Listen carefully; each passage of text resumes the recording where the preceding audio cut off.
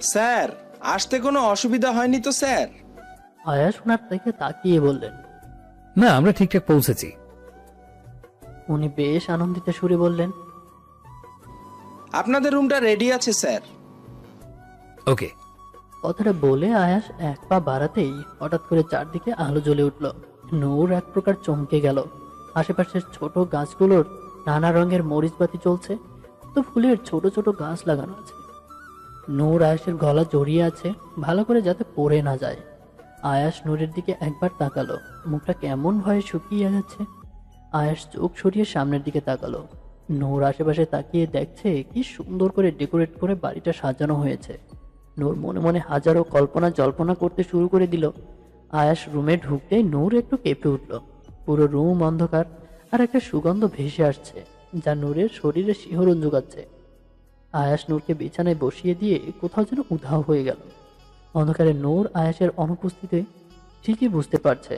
নূর খানিকটা চুপ করে বসে রইল, তবুও আয়াস আসলো না দেখে মৃদু কণ্ঠে বলে উঠল, এটা শুনছেন? কোনো উত্তর আসলো না দেখে নূর ভয়ে বিছানার চাদর আঁকড়ে ধরে খানিকটা ভয়ার্ত কণ্ঠে বলল, কোথায় আপনি? চলে গেলেন কোথায় আমাকে একা রেখে? আবার কোনো উত্তর এলো না দেখে নূর বিছানা থেকে ভয়ে ভয়ে পা নামালো। তারপর এক পা নামিয়ে হাঁটতে গেলেই কেউ যেন ওর পা দুটো হাত দিয়ে টেনে ধরতে নূর চমকে গেল, আর নূর ভয়ে করে চিৎকার দিয়ে উঠল। আয়াস ওর পাটা ধরে পায়ে ঠোঁট ছোঁয়াতেই নূর বুঝলো সেটা আয়াস। ভয় পেয়ে গিয়েছিল। ও তাই একটা সূরা পড়ে শরীরে ফু দিয়ে নিল।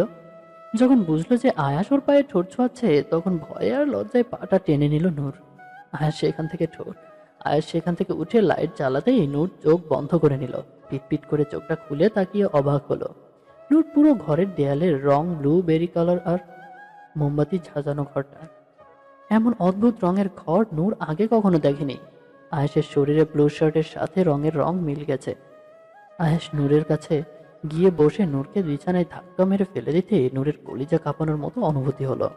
আয়েশ নূরের উপর ঝুঁকে নূরকে উদ্দেশ্য করে বলল, তুমি কি জানো তোমাকে আমি এখানে কেন এনেছি? এখানে আনার উদ্দেশ্য কি? নূর কম্পিত কণ্ঠে জবাব দিল, কি? আজকে দিনে তোমাকে আমি প্রথম দেখেছিলাম ঠিক 5 বছর আগে, আর সেদিনই ভেবেছিলাম আমার টেবিলনেসটাকে কাজে লাগানো সব থেকে ভালো এক প্রশস্ত আর সুদীর্ঘ পথ হলে তুমি, যার উপর আমার সব রাগ ঢেলে দিতে পারবো, আর যার উপর থাকবে কেবল আমার অধিকার, শুধুই আমার। নূর আয়েশের চোখের দিকে তাকিয়ে বলল, কি বলছেনটা কি? আপনি আমাকে 5 বছর ধরে চেনেন, কিন্তু আমি তো আপনাকে চিনি না। কিন্তু আমি তো আপনাকে চিনি কেবল কয়েক মাস হলো, তাহলে কিভাবে কি? আয়েশ এবার ওর হাতটা নূরের গলার কাছে নিয়ে গিয়ে হালকা করে স্লাইড করতে লাগলো। কিন্তু নূর অধীর আগ্রহে আয়েশের পানে চেয়ে আছে যে কখন আয়েশ ওর সব প্রশ্নের উত্তর দেবে সে আশায়। আয়েশ নূরের গলায় একটা হার পরিয়ে বলল, এটা সবসময় পড়ে থাকবে, ওকে? নূর আয়েশের কথায় অবাক হয়ে বলল, কি? আয়েশ হারটা উঁচু করে নূরকে দেখিয়ে বলল, এই যে এইটা। নূর আয়েশের কথায় অবাক হয়ে বলল। আয়েশ হারটা উঁচু করে নূরকে দেখিয়ে বলল। নূরের চোখ ছানা পড়া। লকেটের সেই ইউনিক আর অদ্ভুত নাম দেখে ডেভিল লেখা আছে। খুবই অদ্ভুত যাকে বলে। নূর খানিকটা অবাক চোখে তাকিয়ে বলল, এটা কি? আয়েশ বলে উঠল, তোমার শরীরে আমার চিহ্ন। বলেছিলাম না তোমার শরীরে আমার অনেক চিহ্ন থাকবে, আর এটা হলো দ্বিতীয় চিহ্ন। আর শেষ যে চিহ্নটা তুমি বহন করবে সেটার জন্য তোমাকে একটু অপেক্ষা করতে হবে, আফসোনা। নূর অবাক কণ্ঠে বলল, শেষ চিহ্নটা কি? বুঝলাম না। বুঝে নাও। নূর অনেক ভাবার চেষ্টা করে বলল। আয়াস হো হো করে হেসে বলল, আচ্ছা, এখন এত বুঝে লাভ নেই। যেদিন থেকে সেই চিহ্ন বহন করবে সেদিন থেকে বুঝলেই হলো। বুঝলে আফসোনা? নূর চুপ করে রইল। আয়াস ওকে বিছানা থেকে তুলে কোলে করে ঘরের সামনের দিকে যে বিরাট এক ব্যালকনি আছে সেখানে নিয়ে গেল। তারপর ব্যালকনিতে পেতে রাখা নরম চাদরের উপর বসিয়ে নূরকে নিজের কাছে টেনে বলল। নূর কথাটা শুনে, Do you know, আফসোনা, I love to play game. সেটা যে কোনো রকমেরই হতে পারে, কারো জীবনী হোক বা এমনি হোক। স্তম্ভিত হয়ে চেয়ে রইল। মানুষটা আদৌ মানুষ নাকি এলিয়েন তা নূরের বুঝতে কষ্ট হয়। আয়াস হো হো করে হাসলো, তারপর বলল, তোমার কি মনে হয়? মানুষের জীবনে খেলতে খেলতে আমি ক্লান্ত, তাই আপাতত আমি ট্রুথ অ্যান্ড ডেয়ার খেলবো। বাট একটা কন্ডিশন নিয়ে হবে, সেটা হলো তোমার কাছে একটা সুযোগ থাকবে আর আমার কাছেও একটা সুযোগ থাকবে। তোমার যদি ট্রুথ পড়ে তো সেটাই প্রথম এবং সেটাই লাস্ট। আর আমার ডেয়ার বললো তাই। আর সেম রুলস আমার ক্ষেত্রেও, বিকজ চিটিং করে কিছু পাওয়া আমার রক্তে লেখা নেই। আয়াসের এই কথাটা শুনে নূর বলল। আয়াস নূরের চিবুক ধরে বলল, আমাকেও তো চিটিং করে পেয়েছেন আপনি, তাহলে নিজের হক নিজে আদায় করে নেওয়া উত্তম, আর তাকে হাতছাড়া করে দেওয়া বোকামি। তুমি আমার হক আর আমার সেই প্রিয় নেশা, তাই এ নিয়ে কোনো প্রশ্ন হবে না, বুঝলে আপু শোনা? নূর একটা দীর্ঘশ্বাস নিল। মানুষটার সাথে কথায় আর কাজে দুক্ষেত্রেই পেরে ওঠা মুশকিল। আয়াস ওর পাশে থাকা একটা কাচের বোতল হাতে নিয়ে বলল। রেডি?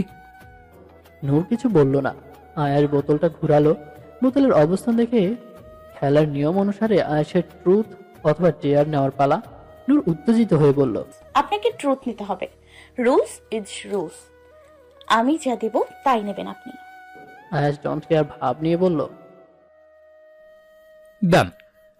আর যাই হোক, সত্যের পেছনে ছুটতে কখনো ভয় পাইনি। বাই দ্য ওয়ে, যে কোনো একটাই প্রশ্ন করতে পারবে, cause you know rules is rules. Yeah. Let's start. Noor একটু চুপ করে রইল। মনের মাঝে আছে হাজারো প্রশ্ন, কিন্তু যে কোনো একটা জিজ্ঞেস করতে পারবে, তাই কোনটা ফেলে কোনটা বলবে বুঝছে না। আয়াস নূরকে চুপ করে থাকতে দেখে মুসকে মুসকে হাসছে। আর নূর মাঝে মধ্যেই আয়াসের সাথে চোকাচুকি হয়ে যাওয়াতেও ও ভরকে যাচ্ছে। অবশেষে নূর এমন ভাবে একটা প্রশ্ন ভাবলো যাতে করে আয়াসের দুটো প্রশ্নের উত্তর একেবারেই দিতে হবে। নূর খানিকটা উত্তেজিত হয়ে বলল, আপনি যখন থেকে আমাকে চিনতেন তখন আপনি কোথায় পড়াশোনা করতেন? আয়াস মুস্কি হেসে বলল, দুটো উত্তর জানার জন্য এমন বললে, তাই না? I like it. নূর জবাব দিল না। আয়াসের উত্তরের অপেক্ষায় রইল। আমি তখন বাংলাদেশ ছিলাম। তখন আমি সবে পড়াশোনা শেষ করেছি, আর তোমার খুব কাছের একজনের থেকে তোমাকে চিনেছি 5 বছর আগে। বাট তুমি কিন্তু একবারও জিজ্ঞাসা করনি যে সে কে, তাই আশা করি উত্তর জানতে চাইবে না। আয়াসের উত্তর শুনে নূরের কৌতূহল বেড়ে গেল। কে সেই মানুষ যার মাধ্যমে আয়াস নূরকে চিনেছে? আয়াস নূরের ঘোর ভাঙিয়ে বোতল ঘোরালো। নূরের পালা এবার। নূর, তোমাকে আমি ডিয়ার দিলাম। আজকের রাতটা আমার জন্য অনেক স্পেশাল, তাই তোমার আমাকে নিজের কাছে টেনে নিতে হবে। তোমার ভালোবাসা রাঙিয়ে দিতে হবে আমাকে। এটাই তোমার ডিয়ার। আমতা আমতা করে বলল। কি? আয়াস নূরের দিকে ঝুঁকে গিয়ে নূরের কানে কানে বলল। নূর পিছু সরে গিয়ে বলল, এটা আমি পারবো না, অন্য কিছু বলুন। আয়াস মুচকি হেসে বলল। You have to do it. নূরের কোলে তুলে বিছানায় বসিয়ে বলল, শুরু করো। এখনো অনেক সময় ধরে চলবে, cause romance is a long process, বুঝলে? নূর আমতা আমতা করে বলল, আমি এসব লুচ্ছামি করতে পারি না, আমি আপনার মতো না। আয়াস চোখ টিপ মেরে বলল, এইসব লুচ্ছমিগুলো আমি করলে কই, তখন তো বেশ। আরো কিছু বলতে যাবে নূর আয়াসের মুখ চেপে ধরল। দোহাই লাগে আর কিছু বলিয়েন না। আয়াস মুচকি হেসে বলল, লজ্জা পাচ্ছ? ওকে বলবো না, বাট ডেটা কমপ্লিট করতে হবে। প্লিজ একটু বুঝুন। আয়াস নূরের কথা উপেক্ষা করে বলল। নাও কিস মি। নূর চমকে বলল, কি? হোয়াট না, যা বললাম তাই করো। এর আগেও একবার পানিশমেন্ট হিসেবে বলেছিলাম, বাট তুমি পূরণ করনি। Whatever, now it's your day and you have to complete it. Noor বিছানা ঘেঁষে খানিকটা পেছনে সরে গিয়ে বলল, আপনি পুরুষটা ভারী নির্লজ্জ আর বেহায়া।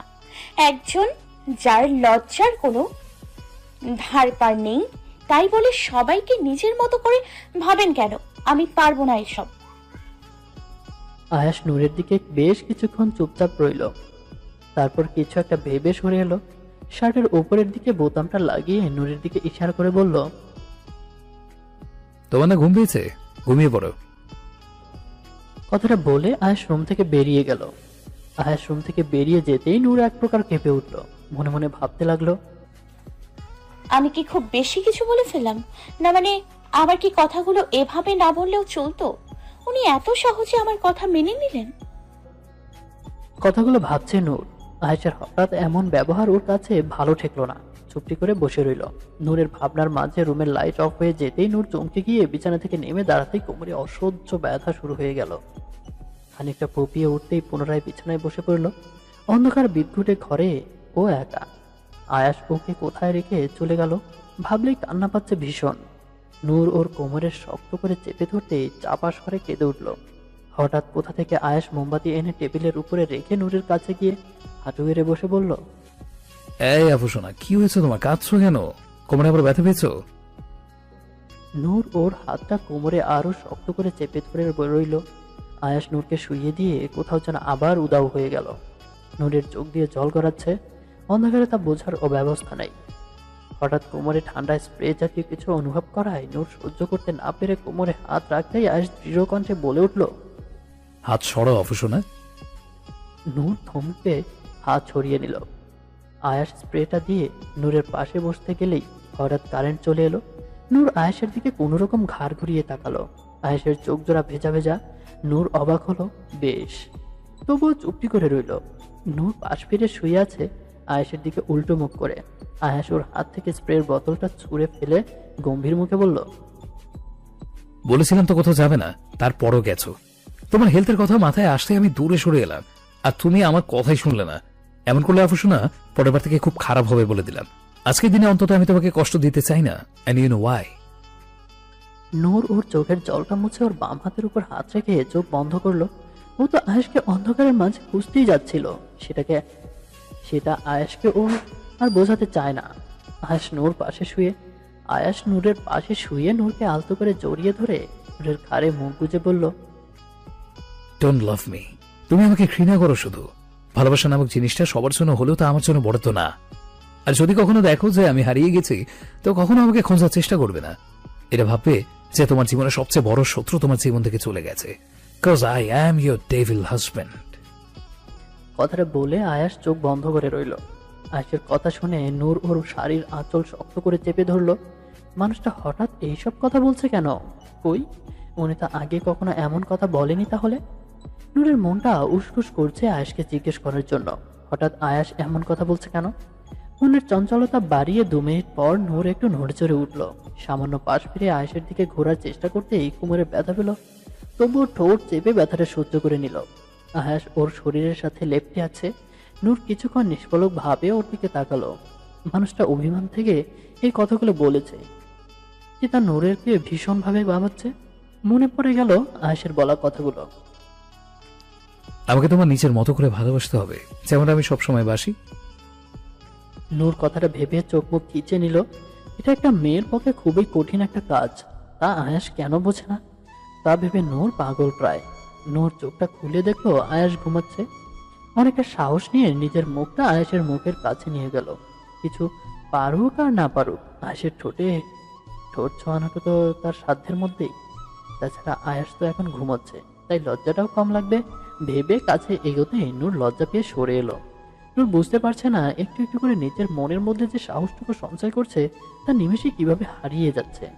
বড় বড় কয়েকটা শ্বাস নিয়ে আয়েশের ঠোঁটের কাছে ঠোঁট নিয়ে গিয়ে দ্রুত আয়েশের ঠোঁটে ঠোঁট চুইয়ে বিদ্যুৎ গতিতে সরে এলো। হৃদস্পন্দন বাড়ছে, মনের মাঝের হাওয়াটা মাতাল করা আর নেশা ধরানো। আয়েশের ঠোঁটের স্পর্শ শরীরে শিহরণ জাগানো। খানিকক্ষণ চোখ বন্ধ করে রেখে বড় বড় শ্বাস ফেলতেই হঠাৎ আয়েশের কণ্ঠস্বর শুনে নূর চমকে উঠল। চিনি ছাড়া চা যেমন হয়, যেখানে মিষ্টতা কম তিক্ততা বেশি, তেমন চুম আমি চাইনি আপু সোনা। ইমরান হাশমি বলে চেয়েছি। নূর জেনে আর শুনে অবাক। একটা মানুষ এতটা সেন্সিটিভ বিষয়কে কতটা সহজ বাক্যে বলে দিতে পারে তা আয়াসকে না দেখলে নূর সহজে বুঝতেই পারতো না। তাছাড়া আয়াস যে জেগে আছে তা জানলে নূর কখনোই এমন কাজ করতো না ভুলেও। ওর নিজের বোঝা উচিত ছিল যে আয়াসের অন্তত 2 মিনিটের মধ্যে ঘুম আসবে না। সে আদতেই একজন লুচু প্রকৃতির। কথাটা ভেবে নিজেকে অধম গাধা থেকে শুরু করে যে কোনো কিছু বাদ রাখছে না শোনাতে। আয়াস নূরের মুখে এমন বিরতার ছাপ দেখে বলল, কি অবাক হলে? ভেবেছিলে আমি ঘুমিয়ে গেছি? আরে আপু সোনা, না, আমি তো কল্পনা করছিলাম যে তোমার আর আমার 8 কি 10টা বেবি থাকলে কেমন হতো, জোশ ব্যবসা হতো তাহলে। কিন্তু তুমি তো ভাবলে আমি ঘুমিয়ে পড়েছি। চমৎকার। তুমি তো জানো আমার স্বপ্নগুলো বড় বড়, তাই ভাবতে গিয়ে আর ঘুম আসে না সহজে। নূর একই একটা ঝটকা কাটিয়ে উঠতে পারছে না, তার উপর আয়াসের 10টা বেবি নেওয়ার পরিকল্পনা ওর মস্তিষ্ককে বিকৃত করে ঘটানোর জন্য যথেষ্ট। কোনোরকম ঝোঁক সামলে বলল, যা দিয়েছি তাতেই খুশি থাকুন, আমি এই বিষয়ে কিছু পারবো না। আয়াস নূরের হাত ধরে কাছে টেনে এনে বলল, বললেই হলো, নেশা দিয়ে নেশা কাটাতে হয়। হালকা নেশা ধরেছে, তা তীব্র নেশা দিয়েই কাটবে। আর পারবেই না যখন তখন করতে গেলে কেন? আমি কিচ্ছু শুনবো না আর। নূর কাপা কণ্ঠে বলল। আমি পারবো না, আমার ঘুম পাচ্ছে। কথাটা শেষ হতেই আয়াস নূরকে আরো কাছে টেনে বলল। সমস্যা নেই, তুমি না পারলে কি হবে, আমি তো পারি। কথাটা বলে নূরের ঠোঁটে ঠোঁট ডুবালো। নূর আয়াসের গলায় বেশ কয়েক জায়গায় নখের আঁচড় বসালো। আর যাই হোক, আয়াস পরিস্থিতি বুঝে তাই এত কিছু সাজিয়ে গুছিয়ে নূরকে কাছে আসতে বাধ্য করলো। মাঝে মাঝে পরিকল্পনা মাফিক কিছু পেলে নিজেকে বিজয়ী মনে হয়, সে ভালো হোক বা খারাপ। তুমি কি আমার সাথে ফিরবে নাকি নিচে বাসায় ফিরে যাবে, কোনটা? গাড়ির দরজা লক খুলতে খুলতে প্রশ্ন করলো আয়াস। নূর অবাক চোখে তাকিয়ে বলল। স্টুপিডের মতো প্রশ্নের কোনো উত্তর হয় বলে আমার মনে হয় না। কথাটা বলে অন্যদিকে মুখ ঘুরিয়ে নিল নূর। যদিও আয়াস কখনোই নূরকে এই প্রশ্নটা করতো না, তবে নূরকে বিরক্ত করতে ওর বেশ ভালো লাগে। আর সকাল সকাল নূরের বিরক্তিতে ঠাসা মুখটা দেখতে কেমন হবে সেটা দেখার জন্যই আয়াস প্রশ্নটা করছে। আয়াস গাড়ির দরজাটা লক খুলে নূরের পাশে গিয়ে দাঁড়ালো। নূরকে আরো রাগানোর জন্য বলল। নিজের বাসায় যেতে চাও সেটা বললেই তো হয়, এত ঘুরি বেঁচে কথা না বলি। নূর আগের থেকে বেশি বিরক্ত নিয়ে আয়াসকে বলল। আমি নিজের বাসাতেই যাব, তাতেও আপনার সমস্যা নাকি? আপনি চান না আমি বাসাতে যাই, কোনটা? আমি তোমার বাবার বাসার কথা বলছি, তুমি তো আবার আমার সাথে সুখী নাও। আমি নিজে যেতে। আমি আপনাকে বারণ করেছিলাম যে আমি সেখানে যাব না, যদিও আপনি জোর করে আমাকে গাড়িতে তুলে দিয়েছিলেন, তাই আশা করি আপনার বোঝার অসুবিধা হওয়ার কথা নয়। আর বাই দ্য ওয়ে, একটা কথা নিশ্চয় শুনেছেন যে বিয়ের পর মেয়েদের শ্বশুর বাড়ি তার কাছে সবচেয়ে বেশি আপন হয়ে যায়। তেমনি আমার ক্ষেত্রেও হয়েছে, তাই সেটা যেমন আপনার বাসা তেমনি আমারও বাসা, বুঝেছেন? আয়াস মুচকি হেসে বলল। একটা বাসার প্রতি তোমার এত ভালোবাসা, ভালোবাসাগুলো যদি কখনো আমার নামে। কথাটা বলে আয়াস থেমে গেল। তারপর হঠাৎ কি একটা ভেবে বলল। আমি তো তোমাকে জোর করে তুলে আনলাম মাঝরাতে, তাই যেখানকার আর যাদের আমানত তাদের কাছেই ফিরিয়ে দিয়ে আসা ভালো। তারপর তাদের যেদিন ইচ্ছে হয় সেদিন না হয় ফিরে এসো, কেমন? নূর রেগে গিয়ে তীব্র ঝাঁজ নিয়ে নিজেই নিজেকে বলল। যাওয়ার রাস্তাটা যেন কোন দিকে? এই দিকে মনে হয়, এই দিক দিয়েই তো এসেছিলাম। কথাটা বলে ধীরে ধীরে দুপা বাড়াতেই আয়াস হাতটা ধরে নিল। তারপর একটু জোরেই বলল। ওদিকে যেও না অবশ্য না, ওদিকে জঙ্গল আছে আর সেখানে অনেক পশু আছে, আর তোমার বিপরীতে ডেভিল আছে। পশুরা শিকার বেলায় তাকে ছাড়ে না, আর তুমি সেই ডেভিলের হাতে ধরে দিলেও সে তোমাকে মারবে, বকবে, আদর করবে আর ভালোবাসবে। তাই এই ডেভিলটাই তোমার জন্য বেস্ট অপশনের থেকেও বেশি কিছু। কথাটা শুনে নূরের কাছে গিয়ে নূরের দুহাত ধরে বলল। একবার বলেছিলাম না আমার থেকে পালানোর চেষ্টা করবে না? তুমি যত পালাবে আমি তত কাছে এগিয়ে যাব। বেশি ছটফট না করে এটা বলো যে আত্মনির্ভরশীল হবে নাকি পরনির্ভরশীল হবে, কোনটা? নূর হাতটা ছাড়াতে গেলেই আয়াস বলল। নূর ভ্রু কুঁচকাল, যার অর্থ আয়াসের কথার আগা মাথাও কিছুই বোঝেনি। আয়াস নূরের চেহারার ভাবগতি দেখে নূরের দিকে ঝুঁকে বলল। আমি বলতে চাইছি যে আমার পায়ে পা দিয়ে হেঁটে যাবে নাকি আমার কোলে তুলে নেবো, কোনটা? নূর আয়াসের এমন কথা শুনে বলল। আপনি মেয়েদের মতো কথা এত পেঁচিয়ে বলেন কেন বলুন তো? সহজভাবে বললেই তো হয়। নূরের কথা শেষ আর আয়াসের কোলে তুলে নেওয়াও সারা। নূর অবাক হয়নি। এই কয়দিনে আয়াসের এই সমস্ত অভ্যাসের সাথে খুব ভালো রকম পরিস্থিতি হয়ে গেছে নূর। তাই আয়াসের হুটহাট কোলে নেওয়াটাও যেন এক প্রকার অভ্যাসে পরিণত হয়েছে। আয়েশের কোলে উঠে আপাতত যাতে পড়ে না যায় তাই আয়েশের গলাটা শক্ত করে ধরল, নয়তো ওর বেখেয়ালিপনায় নিজেরই আবার কোমর ভাঙবে। আয়েশ নূরকে গাড়িতে বসিয়ে দিয়ে দরজা লক করে দিল। তারপর নিজে ড্রাইভিং সিটে বসলো। আয়েশ গাড়ির স্টার্ট দিতেই নূর জিজ্ঞাসু দৃষ্টিতে তাকিয়ে বলল, লক করলেন যে? আমি কি পালিয়ে যেতাম নাকি? আয়েশ মুচকি হেসে বলল, তোমার সতীন যদি আবার আমার গাড়িতে ঢুকে পড়ে সেই জন্যই আর কি। নূর তেলেবেগুনে চলে উঠলো। আয়েশের দিকে তাকিয়ে চোখ ফিরিয়ে নিল বাইরের দিকে। সকাল 6:30টার মতো বাজে আর ওরা সকাল সকালই বেরিয়ে গেছে। বাইরের প্রকৃতিটাকে কতটা সুন্দর দেখাচ্ছে। এটা ওদের ফার্ম হাউস, মানে আয়েশের কথায় যেটাকে ডেভিল ভিলা বলা চলে। এটা একটা অন্য বাড়ি যেটা আয়েশ বুক করে ডেকোরেট করিয়েছে। পাশে একটা বিরাট বড় ফরেস্ট আছে। রাতে যখন ওরা ঘুমোতে যাচ্ছিল তখন নূর অনেক বন্য পশুর আওয়াজ শুনতে পেয়েছিল। তাই কটেজটার আশেপাশের এলাকাটা ঘুরে না দেখলেও তা কেমন হবে সেটুকুর আন্দাজ নূর করে ফেলেছে। ঘুম ঘুমও পাচ্ছে খুব। এত সকালে ঘুম থেকে উঠেছে তাই সিটে মাথায় এলিয়ে দিতেই কিছুক্ষণের মধ্যে ঘুম ধরে এলো চোখে। নূর ঘুমিয়ে রয়েছে আর আয়েশ ড্রাইভ করছে। মাঝে মাঝে আবার নূরের দিকে তাকাচ্ছে। বাবা, আপনার ছেলেকে এবার অন্তত বলুন যেন বিয়েটা করে ফেলে। এভাবে আর কতদিন? তাছাড়া আমার নিজেরও তো একটা সম্মান বলে কিছু আছে। সবাই জানে আমাদের বিয়ে হবে, কিন্তু বিয়েটা যেন হয়েও হচ্ছে না। এখন তো আত্মীয় স্বজনরাও ফোন করে খোঁচা দিয়ে বলে, কিরে বিয়ে করছিস না কেন, কোনো সমস্যা নাকি? তখন আমার যে ঠিক কি পরিমাণ লজ্জিত হতে হয় তা কেবল আমিই জানি। তাছাড়া আমার বাবা নেই, আম্মুর সাথে আমাকে থাকতে হয়। সে সবসময় আমাকে নিয়ে চিন্তা করে কখনো কোনো বিপদ আপদ হয় কিনা। সেই বা এভাবে এত টেনশন দিনের পর দিন কিভাবে পার করবে বলতে পারেন? বেশ গলা উঁচিয়ে এক নাগারে কথাগুলো বলে ফেললো মায়া। ডান হাতটা ভেঙে গেছে, তাই বাম হাত নাড়িয়ে কথা বলছে ও। আরবাজ সাহেব বেশ উৎকণ্ঠা নিয়ে বললেন, আরে মায়া, রেগে যাচ্ছ কেন এত? তাছাড়া রেদওয়ান তোমাকে বিয়ে করতে অস্বীকার তো আর করেনি।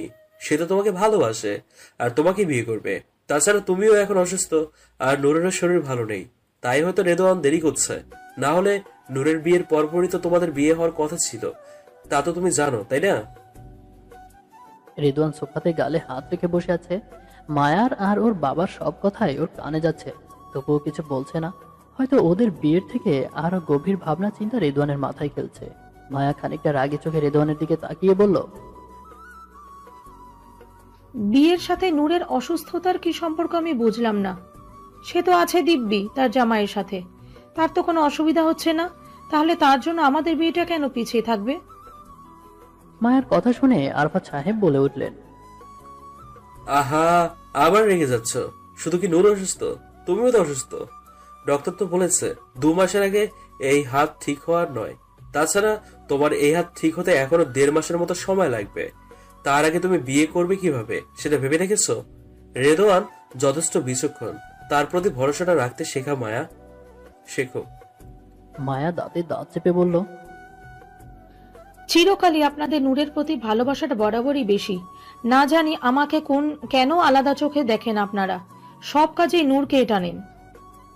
কথাটা শেষ হওয়া মাত্রই রেদওয়ান সোফা থেকে উঠে মায়ের হাতটা ধরে টেনে গালে সপাটে একটা চড় মারল। এত জোরে আওয়াজ হলো যে আরাফাত সাহেব চমকে উঠলেন। মায়ের গালে রেদওয়ানের হাতের ছাপ পড়ে গেছে। ও রেদওয়ানের দিকে থমথমে দৃষ্টিতে তাকিয়ে আছে, আর আরাফাত সাহেব হাঁ হয়ে গেছেন আচমকায় এমন ঘটনাতে। উনি এবার রেদওয়ানকে ধমক দিয়ে বললেন, তুই কি মানুষ যে মেয়েটাকে এভাবে মারলি? এটা একজন মানুষের ব্যবহার? রেদওয়ান ওনার থেকেও বেশি জোরালো কণ্ঠে চেঁচিয়ে বলল, একদম চুপ, আর একটাও কথা না। ওর হয়ে একদম কথা বলতে আসবে না। কিছু না বলে বলে মাথায় চেপে বসেছে একেবারে। সকলের মাথা খাওয়াটা যেন ওর অভ্যাসে পরিণত হয়েছে। কোনটা ঠিক আর কোনটা ভুল তার হিতাহিত জ্ঞানটুকু ওর মাঝে নেই। মায়ের চোখ দিয়ে জল পড়ছে। থমথমে মুখে রেদওয়ানের দিকে তাকিয়ে বলল, তুমি আমাকে মারলে রেদওয়ান, তাও এই নূরের জন্য? কথাটা শোনা মাত্রই রেদওয়ান আর এক গালে সপাটে চড় মারল। আরবাজ সাহেব এবার যেন কেঁপে উঠলেন। উনি সহ্য করতে না পেরে রেদওয়ানের দিকে হাত উঠালেন চড় মারবেন বলে, কিন্তু কিছু একটা ভেবে হাত নামিয়ে নিলেন। চোখের চশমার আড়ালে লুকানো জলটা মুছে উনি সেখান থেকে চলে গেলেন। মায়া মাথা নিচু করে আছে, আর চোখ থেকে অনবরত জল পড়ছে।